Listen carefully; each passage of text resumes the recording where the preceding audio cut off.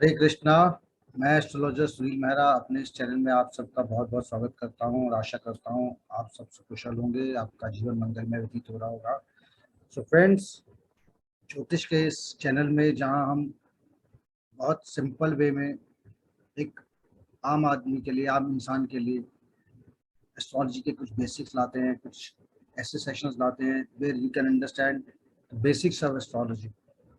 हमने अपने कई सेशंस में प्लैनेट्स, जॉडिक साइंस और काफ़ी सारे हमने सेशंस किए हैं जिसमें हमने बताया है कि किस किस तरीके से एस्ट्रोलॉजी कहाँ कहाँ किस तरीके से यूज़ कर सकते हैं, किस योग में, किस नक्षत्र में क्या क्या काम किए जा सकते हैं। अब आज हम एक और बेसिक समझेंगे एस्ट्रोलॉजी का, जहां हमने जन्म कुंडली के बारे में समझा, D1 चार्ट के बारे में समझा, अपनी लगन कुंडली के बारे में समझा। हर जन्म पत्री के अंदर, हर D1 चार्ट के अंदर एक लगन होता है, बाकी अलग अलग प्लैनेट्स होते हैं, उनकी प्लेसमेंट्स होती हैं और उस प्लेसमेंट की एनालिसिस के बाद ही हम बता सकते हैं कि कौन सा प्लैनेट उस व्यक्ति विशेष के लिए, उस पर्टिकुलर पर्सन के लिए बेनिफिशियल है, मैलेफिक है, फंक्शनल मैलेफिक है। वो सब चीज़ें हम पर्टिकुलरली उस चार्ट को एनालाइज करके बता सकते हैं कि उसका लगन क्या है, उसके हिसाब से उसको कौन कौन से प्लैनेट्स बेनिफिट देंगे अपनी लाइफ में, कौन से उसके प्लैनेट्स उसके लिए मैलेफिक रहेंगे। प्लस प्लेसमेंट के साथ भी हम एनालाइज करते हैं कि कहाँ कहाँ किस किस भाव में कौन सा प्लैनेट बैठा है, उसके अकॉर्डिंगली हम प्लैनेट्स के रिजल्ट बताते हैं। तो आज इस सेशन में हम एक पर्टिकुलर कैटेगरी ऑफ एनालिसिस रखेंगे जहां पर हम प्लैनेट को योग कारक, अकारक और बाधक कैटेगरी में डिफाइन करते हैं फॉर एवरी डिफरेंट लगन एसेंडेंट।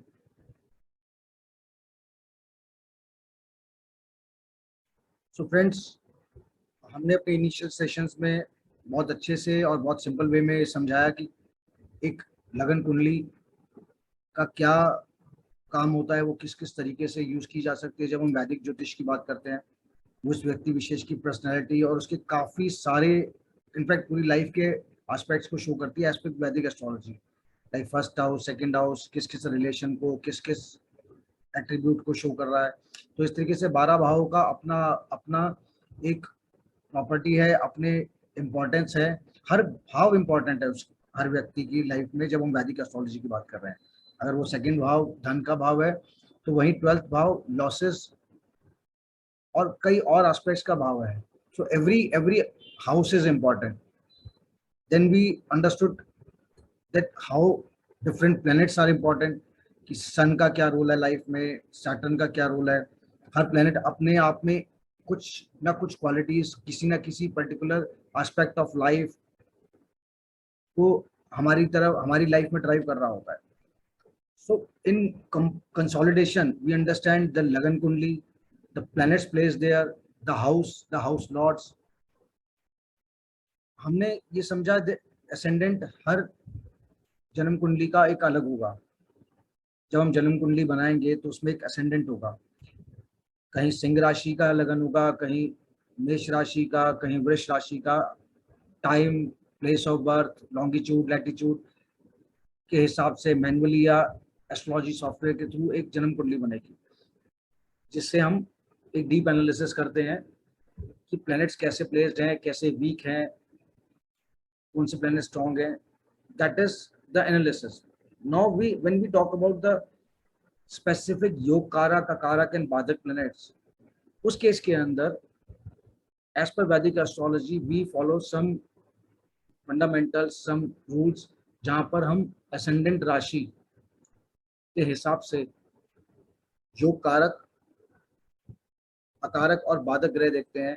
फॉर एग्जाम्पल, अगर यहाँ एरीज राशि है तो हम समझेंगे कि एरीज राशि के लिए कौन सा प्लेनेट एज ए स्टैंडर्ड योग कारक प्लेनेट होगा, कौन सा प्लेनेट अकारक होगा और कौन सा बाधक होगा। पहले हम समझेंगे ये तीन कैटेगरीज हैं क्या। As per Vedic astrology every राशि लगन, बीच से राशि लगन मीन्स द राशि ऑफ द लगन। हमने समझा था लगन कुंडली और चंद्र कुंडली दोनों बनती है, बट हम यहाँ पर लगन कुंडली को ज्यादा इंपॉर्टेंस देते हैं for lot of and many of the predictions as well as calculation, because Chandra Kundli tells us the Rashi, but because of very frequent motion of moon, हम मेजर प्रेडिक्शंस लगन कुंडली के हिसाब से देखते हैं. फ्रेंड्स, हम यहाँ पर असेंडेंट के लॉर्ड के हिसाब से योग कारक, अकारक और बाधक प्लैनेट्स डिफाइन करेंगे उस पर्टिकुलर चार्ट के लिए. योग कारक प्लैनेट नाम से ही डिफाइन हो रहा है. योग कारक मतलब बेनिफिशियल प्लैनेट है. किसी भी लगन के लिए, किसी भी असेंडेंट के लिए हम ये समझेंगे कि उस पर्टिकुलर चार्ट में कौन सा प्लैनेट योग कारक है. सो इन एनी लगन chart, the commonly Lord of केंद्र एंड त्रिकोण, वी अंडरस्टूड द त्रिकोण हाउसेस 159 एंड त्रिकोण आर 1, 4, 7, 10. सो जहां पर केंद्र और त्रिकोण के हाउसेस कॉमनली लॉर्डशिप होगी, those are the yoga karaka planet for that particular लगना. अकारक और बाधक प्लैनेट्स को हम एज सच पॉजिटिव कैटेगरी में नहीं लेते, बिकॉज योग कारक is the plus, the positive result giving planet, while अकारक the planets having the lordship of two houses at a time out of 3, 6, 8, 11 and 12. So कोई भी planet अगर इन हाउसेज में से एक साथ 2 हाउसेज की लॉर्डशिप रखता है, then that particular planet is the akarak, kind of not good result giving planet for that chart. And when we talk about बाधक तो नाम से ही बहुत इजीली गेस कर सकते हैं आप लोग. As the name itself defined, the बाधक means the planet creating the negative results or hindrances in the chart. Though there might be some different calculations when we'll understand as per different lagna.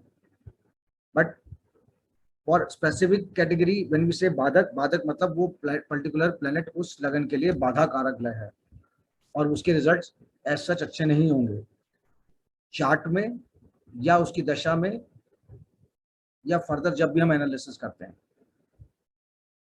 तो हमने 3 categories रखी for every लगना, every ascendant. One will be योग karaka planet, 1 अकारक and 1 बाधक. यहाँ पर इन categories में सिर्फ एक ही प्लैनेट आ रहा है. We are not going for any deep analysis of any chart. वो placement, nakshatra placement, debilitation, exaltation, neutral signs, all that is different, which again needs lot of analysis of chart. But as a standard कि हम अगर 12 लगन है Aries से लेकर Pisces तक, 1 number से लेकर 12 नंबर तक, तो हर लगन के लिए, हर असेंडेंट के लिए एक प्लैनेट योग कारक होगा, एक अकारक होगा, एक बाधक होगा एज पर वैदिक एस्ट्रोलॉजी. बाधक के अंदर हमने यहाँ पर समझा योग कारक का जो त्रिकोण और केंद्र के प्लैनेट से कॉमनली लॉर्ड्स हैं, अकारक जहां पर 3, 6, 8, 11, 12 के कॉमनली लॉर्ड्स हैं. बाधक की डेफिनेशन थोड़ा सा साइन के बेस पर होती है. When we talk about badhak planets अगर हमें निकालने हैं किसी लगन के, in that case we understood the different categories of sign also, जिसमें हम मूवेबल साइन, फिक्स साइन और ड्यूल साइन को कंसिडर करके चलते हैं एज पर द वैदिक एस्ट्रोलॉजी. ये 3 कैटेगरीज रहती हैं. मूवेबल साइन में अगर हमने बाधक प्लैनेट देखना है, in that case the planet as the lord of 11th house from the lagna rashi is considered as badhak. So movable signs की कैटेगरी हम फाइंड करेंगे और उस पर्टिकुलर मूवेबल साइन में जो भी प्लैनेट 11th हाउस का लॉर्ड होगा, that would be badhak for that particular chart. Fix sign, for example Leo हम लेते हैं, सिंह राशि. In that case the lord of 9th house in the lagna राशि चार्ट इज कॉल्ड बाधक ग्रह. सो फिक्स साइन के लिए 9th हाउस का जो लॉर्ड है that will be badhak. Dual sign the planet as the lord of 7th house in लगन राशि will be considered बाधक. सो बाधक प्लैनेट हमें निकालना बहुत इंपॉर्टेंट होता है. जैसे योग कारक जो हमें सपोर्ट करेगा प्लस जो हमें बाधा देगा, दोनों की कैटेगराइजेशन होनी बहुत जरूरी है.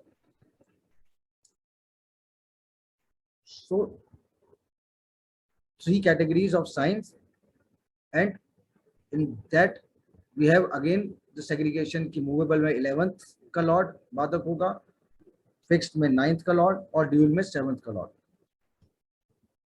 सो these are fixed, this is static, इसके अंदर कोई चेंजेस नहीं है, ये हर चार्ट के लिए, हर लगन के लिए फिक्स्ड है। So we'll understand how it works.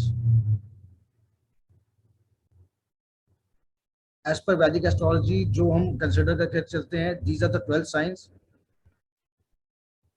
Planet lords यहाँ पर मेंशन है, एरीज का मार्स, टॉरस का वीनस। अब यहाँ पर हमने योग कारक प्लैनेट्स लिए हैं as per the calculation we have just discussed. So Aries, the yoga karaka planet is sun and akaraka will be Mercury, while Saturn is the बाधक planet for Aries। So मेष लगन के लिए ये 3 कैटेगरीज रहेंगी, जहां पर सन योग कारक हो जाएगा, मरकरी अकारक और सैटर्न बाधक। तो सैटर्न और मरकरी के दशा और अंतरदशा के अंदर वी नीड टू अंडरस्टैंड कि किस तरीके के चैलेंजेस आ रहे हैं। Then we talk about Taurus. So Venus is the lord and Saturn is the yoga karaka planet for Taurus, वृष राशि के लिए। Jupiter is akaraka while Saturn will be the Badak planet here.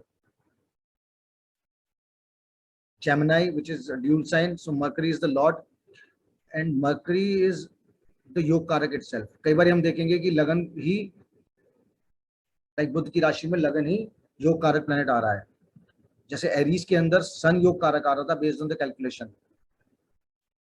The principles which we have just discussed before this slide will be same, उसी thumb rule से हम follow करेंगे। Gemini के लिए योग कारक will be Mercury, Akarak is Mars, and Jupiter is the Badak planet। Cancer कर्क राशि moon की राशि है, इसके लिए yoga karaka planet is Mars, Mercury is akaraka and Venus is the badhak planet है। Leo sun, sun is the lord of this rashi, while योग कारक planet is Mars, like we understood fixed sign is there, so 9th lord Singh राशि में भाग्येश का Lord है 9th Mars, तो यहां पर इसको बाधक माना गया है। But parallelly because it is योग कारक ऑल्सो, केंद्र और ट्राइन का लॉर्ड है।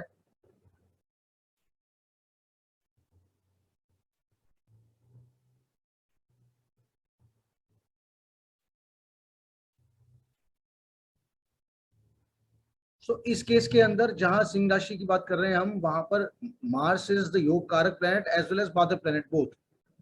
तो फंक्शनली विल अंडरस्टैंड कि मार्स की पोजीशन चार्ट में कैसी है और इन हाउसेज में पर्टिकुलरली कौन कौन से प्लैनेट बैठे हैं, देन विल डीपली एनालाइज कि किस तरीके का रिजल्ट आ रहा है। But as a standard, Leo ascendant, sun is the planet lord, governing lord, while Mars is योग कारक as well as बाधक both, while Saturn is akarak। when we talk about Virgo, कन्या राशि, Mercury is the planet lord, again Mercury is the itself the योग कारक planet for this ascendant। for Gemini and Virgo, both are owned by Mercury, and in both cases Mercury itself is the योग कारक planet here, and akarak is Mars, and in again like Gemini, the in Virgo also the बाधक is Jupiter।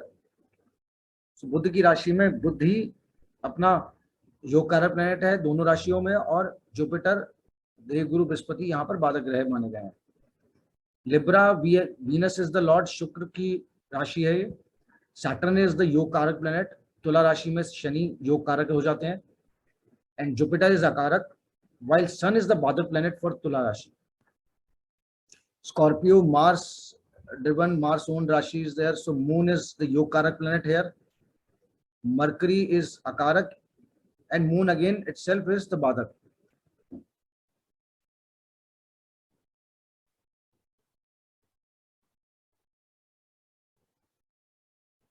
Sagittarius, Jupiter owned Rashi is there, and Jupiter itself is the Yokarak planet here, while Venus is Akarak and Mercury is Badak।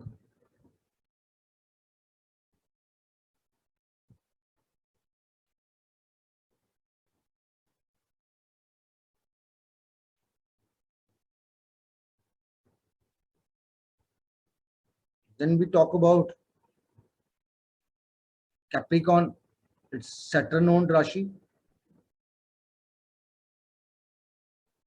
and Venus is the योग कारक planet here. Shani की राशि में शुक्र योग कारक है और शुक्र की राशि में शनि योग कारक है. For Capricorn, Jupiter is Akarak, while Mars is the Badak planet here. For Aquarius, again, it is a Rashi of Saturn. So, same way, Venus is the Yokarak planet, Moon is Akarak here. And Venus will be the Badak planet here. Shani की दोनों राशियों में शुक्र जो है योग कारक planet है. But when we talk about Badak planet, for Capricorn, Mars is there, and Aquarius, Venus will be the Badak planet as per the calculation we follow. Pisces, which is the last Rashi, 12th number Rashi, Meen Rashi, owned by Jupiter. So Jupiter is again the योग कारक planet here, and Venus is Akarak. The negative side results will be here, and Mercury is the Badak. So हमने बहुत छोटी छोटी चीजों को यहाँ पे पिक करना है. बुध की राशि में बुध ही योग कारक है और जुपिटर दोनों राशियों में गुरु उसमें बाधक प्लेनेट है. Same way if we see Jupiter की जो राशि है, गुरु की जो राशि है, उसमें गुरु योग कारक है और बुध बाधक प्लेनेट है. और आप ध्यान से देखिए दोनों राशियों में आ रहा है. So this is the way we understand कि हर लगन में, हर पर्टिकुलर एसेंडेंट में कौन सा प्लेनेट योग कारक है, कौन सा प्लेनेट बाधक है.